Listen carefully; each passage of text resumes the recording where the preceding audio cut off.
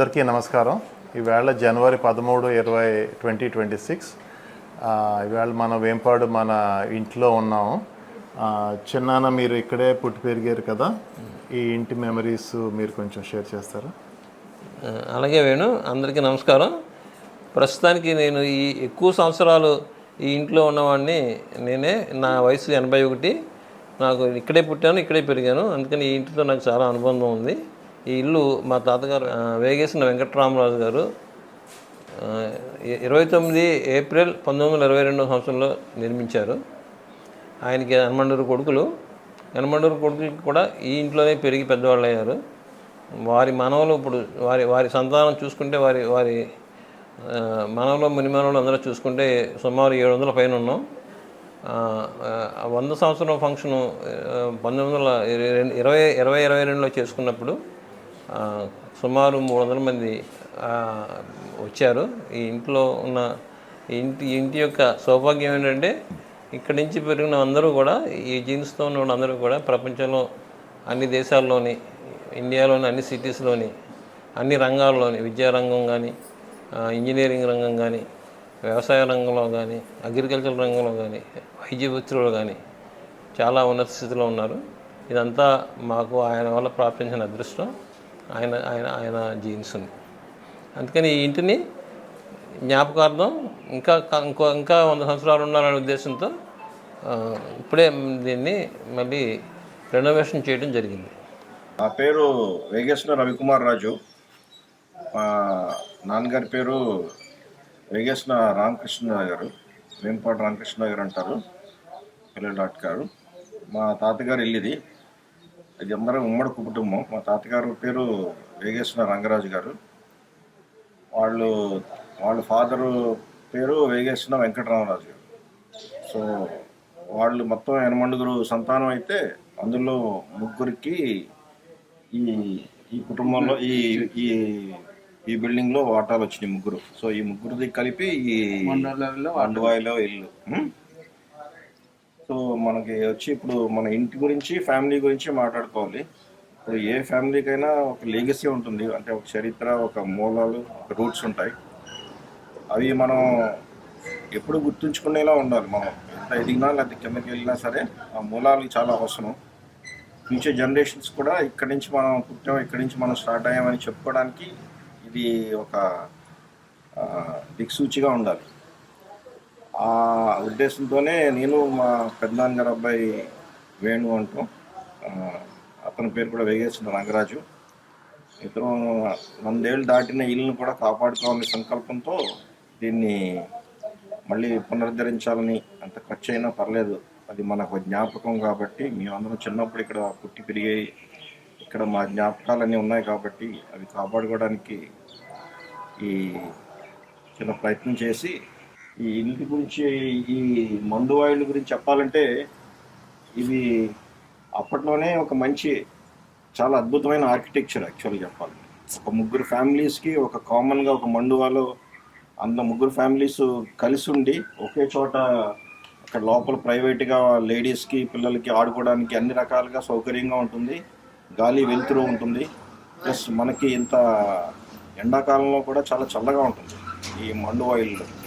దానికి చాలా కారణాలు ఉన్నాయి. ఒకటేంటంటే, ఈ మండువాయిల్లో ఈ పెంకులు ఉండటం వల్ల, పెంకుల మధ్యలో గాలి ఉండటం వల్ల, ఎయిర్ ఫ్లో ఉండటం వల్ల అది ఎప్పుడూ కూడా చల్లగా ఉంటుంది. ఎయిర్ ఫ్లోకి వేడి గాలి ఆ గ్యాప్స్లోంచి వెళ్ళిపోయి అది కూల్గా ఉంచుతుంది. అదే కాకుండా ఆ షేప్ వల్ల కూడా ఎండని రిఫ్లెక్ట్ చేసి ఎక్కువ వేడి రాకుండా ఉంటుంది. అదే కాకుండా థర్మల్ ఇండెక్స్ అంటారు, సిమెంట్ కన్నా పెంకుకి దీనికి చాలా లో ఉంటుంది. అంటే దాని అబ్జార్ప్షను, దాని రిటెన్షన్ తక్కువ ఉంటుంది, హీట్ కానీ ఏదైనా సరే. సో మండువాయిల్లో ఒక అద్భుతమైన అందానికి, ఒక జాయింట్ ఫ్యామిలీ ఉండటానికి చాలా సౌకర్యమైన డిజైన్ అది. సో ఇన్ని జనరేషన్స్ అయినా కూడా అది ఇప్పటికే కూడా ఒక చాలా సౌకర్యంగా ఉండే హౌస్. మా తాతగారు అంటే రంగరాజు గారు ఒక సాధారణ వ్యవసాయం చేసే కుటుంబంలో పుట్టి, ఆయనకి ఇంకా బయట ప్రపంచం పెద్దగా తెలియదు అప్పట్లో. ఆయనకు తెలిసింది ఒక వ్యవసాయం గురించే తప్పితే వేరేం తెలియదు. అయినా సరే ఆయన ఒక ఇరిగేషన్ ఇంజనీరింగ్ చూసి మా పెద్ద కొడుకుని ఎలా అయినా ఒక ఇంజనీరింగ్ చేయాలనే తాపత్రయంతో వాళ్ళ పెద్ద అబ్బాయి విఎస్ రాజు గారిని ఇంజనీర్గా చేయాలని చేశారు. ఆయన అంచెలంచెలుగా ఎదిగి ఐఐటిలో పిహెచ్డి చేసి ఐఐటిలో ప్రొఫెసర్గా చేసి చాలా ఏళ్ళు జర్మనీలో కూడా ఉన్నారు. జర్మనీలో 2 పిహెచ్డీలు చేశారు. ఆయన చిన్నప్పుడు ఆయన జర్మనీకి వెళ్ళిపోయినప్పుడు కూడా మా అన్నయ్య అంటే రంగరాజు వేణు ఇక్కడే 3-4 ఇయర్స్ ఉండి మా నాన్నమ్మ గారి దగ్గర ఉండి పెరిగాడు. సో దానివల్ల ఈ ఇల్లు అంటే చాలా అటాచ్మెంట్ అన్నయ్యకి. మేము కూడా ఇక్కడే పక్కనే భీమవరంలో ఉండడం వల్ల ప్రతి వారం వచ్చేవాళ్ళం. వచ్చి మా తాతగారితో మా నాన్నమ్మ గారితో టైం స్పెండ్ చేసి మంచి అద్భుతమైన ఎక్స్పీరియన్స్ పొందేవాళ్ళం. వాళ్ళ ప్రేమని పొందేవాళ్ళం. అలాగే మా ఫాదర్ అంటే వేంపాడు రంగరాజు గారు, వేంపాడు రామకృష్ణ గారు ఎలా అంటే మా నాన్నమ్మ గారికి తేడా చేసినప్పుడు ఒకసారి వైజాగ్ తీసుకెళ్ళవలసి వచ్చింది. అప్పుడే ఫస్ట్ టైం తాతయ్య డాక్టర్ అంటే ఎలా ఉంటుంది, మెడికల్ కాలేజ్ ఎలా ఉంటుంది అని చెప్పి చిన్న కొడుకుని మెడిసిన్ జాయిన్ చేయాలని ఆయనకి ఒక సంకల్పం కలిగి, అలాగే ఆయన అనుకున్నట్టు ఆయన చిన్న కొడుకుని ఒక డాక్టర్ని చేయగలిగారు. చేసి ఈ ఊళ్ళో వాళ్ళందరికీ మా నాన్నమ్మ గారు చెప్పినట్టు ఉచితంగా సేవలు చేయాలని కోరిక మేరకు అప్పటి నుంచి ఇప్పుడు దాకా కూడా మొత్తం వేంపాడు జనాలందరూ కానీ కూడా ఫీజు లేకుండా ఉచితంగా చేస్తారు నాన్నగారు. అలాగా ఒక సాధారణ కుటుంబంలోంచి వచ్చి ఒక మధ్యతరగతి కుటుంబంలో పెరిగి అందరికీ ఒక మార్గదర్శకంగా మారారు వీళ్ళిద్దరూ. దీనివల్ల ఇదంతా మాకు ఒక స్ఫూర్తి. ఫ్యూచర్ జనరేషన్స్కి, మా పిల్లలకి, మా మనవలకి కూడా ఇది ఒక మంచి స్ఫూర్తి. అందుకనే ఇది మేము జాగ్రత్తగా కాపాడుకోవాలనుకున్నాం. ఈ మంచం కూడా అప్పట్లో మా నాన్నమ్మ గారు పెళ్ళైనప్పుడు తీసుకొచ్చింది. అప్పట్లోనే ఇది చాలా ఖరీదైంది. అప్పట్లో దీని వాల్యూ మా నాన్నమ్మ గారు చెప్పడం ఒక 5 ఎకరాల పొలంతో సమానం అంటారు. సో దానివల్ల అందుకని ఈ మంచాన్ని ఎన్నిటిని కూడా మేము అలాగా మా జ్ఞాపకాల్లో ఉండాలని ఎంత కాపాడుకుంటూ వచ్చాం. ఎప్పుడు అనుకున్నాం? నవంబర్లోనా అనుకున్నాం. కాదు ఎప్పుడో జూన్లోనో ఆగస్టులోనే ఎప్పుడైనా పెళ్ళి వర్షాలు అయ్యాక అనుకున్నాం కదా. ఎప్పుడు రెనోవేట్ చేద్దామని అక్టోబర్ ముందే ఆగస్టు సెప్టెంబర్ ఈ సంవత్సరం 2025 ఆగస్టులో ఇల్లు కొంచెం డ్యామేజ్ అవుతుంది, బీమ్స్ అన్నీ కొంచెం దిగుతున్నాయి, పెంకులు పొడవుతున్నాయని అనుకుని అది ఒకసారి రెనోవేట్ చేస్తే బాగుంటుంది అనుకుని నేను పెద్ద డిస్కస్ చేసుకుని డిసైడ్ చేసాం అనమాట. మొత్తం ఇల్లు అంతా మళ్ళీ రెనోవేట్ చేద్దామని. సో మొత్తం తడికి వాసాలు అన్నీ తీసేసి వాసాలు అన్నీ తీసేసి అప్పుడు మళ్ళీ కొత్త వాసాలు, పాత వాసాలు బాగున్నాయి ఉంచి పాడైపోయినాయి ఏమో స్టీల్తో మార్చాం. మళ్ళీ దాని పేదేమో రీపర్స్. ఎన్ని చెట్లు రేపర్ కాదు, చెట్లు ఎన్ని టేక్ కొన్నాం కదా, ఎన్ని చెట్లు అవి? చెట్లు కాదు, కొంచెం 600 అడుగులు టేక్ కొని రీపర్స్ కింద చేసి మళ్ళీ మొత్తం ఇల్లంతా కూడా కొత్త రీపర్లు పెట్టి మళ్ళీ పెంక్ మళ్ళీ అంతా నేత చేసి పటియాగర్ అని పటియాల ఊరేంటిది, పెన్నాడ్ నుంచి ఆయన మౌడూరులో మా కజిన్ వాళ్ళు ఇల్లు చేస్తే ఇక్కడ కూడా చేయాలని చేయించామన్నమాట. సో ఇప్పుడే నిన్నే కంప్లీట్ అయింది. ఇవాళ 13 జనవరి 2026లో అంతా కొంచెం we're very happy. Okay, so first idea ఎలా వచ్చిందంటే మన రాంబాబు మౌడూరులో వాళ్ళ ఇల్లు బాగా రెనోవేట్ చేశారంటే రాంబాబుకి ఫోన్ చేశాను, ఏంటి ఎలా చేసావు కొంచెం సలహాలు ఇమ్మని. సో రాంబాబు ఏమో ఎక్స్ప్లెయిన్ చేశాడు. సో నీ ఐడియా ఏంటి ఆ ఇల్లు చేయడానికి? ఒకటి legacy, to continue the legacy. రెండోది ఏంటంటే if you don't give facelift ఇవ్వకపోతే it will go down. At least మనం ఒక స్టేజ్ తీసుకొస్తే దాన్ని మెయింటైన్ చేయడం మనకు మోటివేషన్ ఉంటుంది. That is the main 2 things. Maintenance.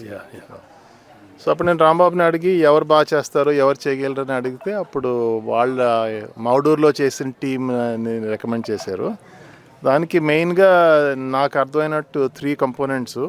First ఏమో పెంకుని అంతా దింపాలి, తర్వాత ఏమో దాని రూఫ్ స్ట్రక్చరు, దాని వాసాలు, దాని తడికి లేకపోతే రేపరు అన్నీ మార్చి మొత్తం పెంకు అంతా దింపేసి మళ్ళీ ఆ స్ట్రక్చర్ అంతా రిపేర్ చేసి మంచి పీసెస్నేమో ఉంచి పాడైపోయినవి మార్చి స్టీల్ పెట్టాం. దానికి పట్యా గారుని వాళ్ళ టీం అంతా బాగా చేశారు. ఒకసారి పట్యా గారు మీరు కొంచెం చెప్పండి, మీరు ఎలా చేశారు, ఏం చేశారు అని. సార్ ఈ వర్క్ చేయడానికి స్టార్టింగ్ మాహుడూరులోని మన రాంబాబురాజు గారిది స్టార్ట్ చేసామండి. ఆయన అది ఓల్డ్ది అయినా అది చెయ్యాలి, ఇది చేసి దీన్ని నిలబెట్టాలి అనే ఒక కాన్సెప్ట్ ఆయనలో వచ్చిందండి ఫస్ట్. ఈ మధ్యకాలంలో అందరూ మండువలుగులు తీసేస్తున్నారు, పడగొట్టేస్తున్నారు, కానీ ఆయన ఉంచుదామనే ఆలోచన వచ్చింది. ఉంచాక మీరు ఆయన సంప్రదించినప్పుడు మాకు ఈ పని చేశారు. ఆ పని అప్పు చెప్పినప్పుడు ఈ పని ఎలాగైనా ఈ టయానికి అప్పు చెప్పాలి అనే ఒక విత్తోనండి ఫస్ట్ పెద్దరాజు గారికి మీరు ఆ భారం ఆయనకి అప్పు చెప్పారు. మేమందరం వెళ్ళి కర్ర కూడా కోయిలగూడెం అలాగా అడవుల్లోకి వెళ్ళండి. ఎక్కడ కొన్నారు కర్ర అంతా? కోయిలగూడెం అండి, జంగారెడ్డిగూడెం. ఎంత కర్ర కొన్నారు? 600 అడుగు కొన్నామండి. అంటే ఎన్ని చెట్లు ఉంటుంది? ఇంచుమించు 150-180 చెట్లు అండి. 150 చెట్లు. 150 చెట్లు సార్. 150 చెట్లు తీసుకొచ్చి మళ్ళీ శృంగవృక్షంలో కటింగ్ చేయించామండి. చేయించి అది తీసుకొచ్చి ఇక్కడ మనం మళ్ళీ డ్రై చేసామండి, ఆరబెట్టాం. ఆరబెట్టి అప్పుడు పెంకి దింపాక అప్పుడు రెపరో అదంతా తీసేసి రెపర్ అంతా వర్క్ చేసామండి. ఆ చేయటం మనం అనుకున్న టయానికి కొంచెం బాగా వెళ్ళిందండి. ఆ రోజు మొత్తం టైం కూడా మీరు కొబ్బరికి కొట్టిన వేళ విశేషం, ఎవరికి ఏ ఇబ్బంది లేదు, వర్కర్లకు కూడా చక్కగా వెళ్ళింది. కానీ చేయటం ఏంటంటే మీరు అది మళ్ళీ పాతదాన్ని నిలబెట్టారు అంటే అందరికీ మాకు కూడా చాలా సంతోషంగా ఉంది, చాలా ఆనందంగా ఉందండి. మా వర్కర్లు కూడా చాలా ఆనందపడ్డారండి ఈ వర్క్ చేయడానికి. అదే పూర్వం ఎప్పుడో 100 సంవత్సరాలది మళ్ళీ మేము చేస్తున్నాం అంటే అది మా యొక్క అదృష్టంగా భావించామండి మేము. అది సార్ చాలా బాగుంది, చాలా సంతోషం. ఇది నేను ఎప్పుడు చూసినా కూడా ఇంత పెంకుని దింపాలి మళ్ళీ పైకి ఎత్తాలంటే నాకు చాలా ఆశ్చర్యంగా ఉండేది. ఆ పని చేసిన అంత మీరు పెంకు ఎంత పెంకు ఉంటుందండి ఇంట్లో? ఇంటికండా ఎన్ని లక్షలు ఉంటుంది? ఎన్ని లక్షలు ఉంటుంది? 2,50,000 దాకా ఉంటుంది. 2,50,000 వరకు పెంకు ఉంటుంది. ఎంతమంది దింపారు దాన్ని? 30 మంది దింపారు. 30 మంది దింపారు. రోజు 10 మంది 20 మంది ఉండి రోజు 10 మంది దింపి అంతా. మరి దింపినప్పుడు అంత చాలా పాడైపోతుందా? పడైపోద్దండి, స్వచ్ఛ పెంక్ అంతా పోద్దండి, కనమది మిగులుతుందండి. ఆ మిగిలిన పెంక్ మళ్ళీ వేసి మళ్ళీ బయట నుంచి తెచ్చారు. బయట నుంచి తీసుకొచ్చి తెచ్చి మళ్ళీ వేసి ఒక 60,000-50,000 తెచ్చేవాడు మళ్ళీ. అలాగే బాగుంది. ఇక్కడే ఊళ్ళోకి చిన్న మీద ఒక ఇల్లు ఉంటాయండి, దాని మీద దింపుకు వచ్చి చిన్మేరా నుంచి మన వర్కర్ పంపిన ఎస్ఐన్ పేరు. మొత్తం 25 మంది అయినా 20 మంది అయినా ఎప్పుడు ఎంత కావాలంటే బాగా సహకరించి పంపించి పనికి ఎగుమతి దిగుమతి మళ్ళీ తేటం అంతా ఈయనే. చాలా బాగుందండి. ఫోటోలు తీశారు ఆయన పనిచేసి పైన పనిచేసి ఎవరికి ఏమి దెబ్బ తగలకుండా బాగా. వాళ్ళిద్దరు హెల్పర్స్ అంటే స్టార్టింగ్ నుంచి 2 months కూడా వాళ్ళిద్దరూ చేశారు. క్లీనింగ్ వీళ్ళకి అందించడం, ఈ పట్టి గారికి సపోర్ట్ చేయడం, అందించడం. వాళ్ళిద్దరూ బాగా తేలు చాలా మంది జరిచారండి. ఇంట్లోనే తేళ్ళు అయ్యి ఉంటాయి, అటువంటిది కూడా అక్కడ లేదండి. బాగుందండి, చాలా సంతోషం, చాలా సంతోషం.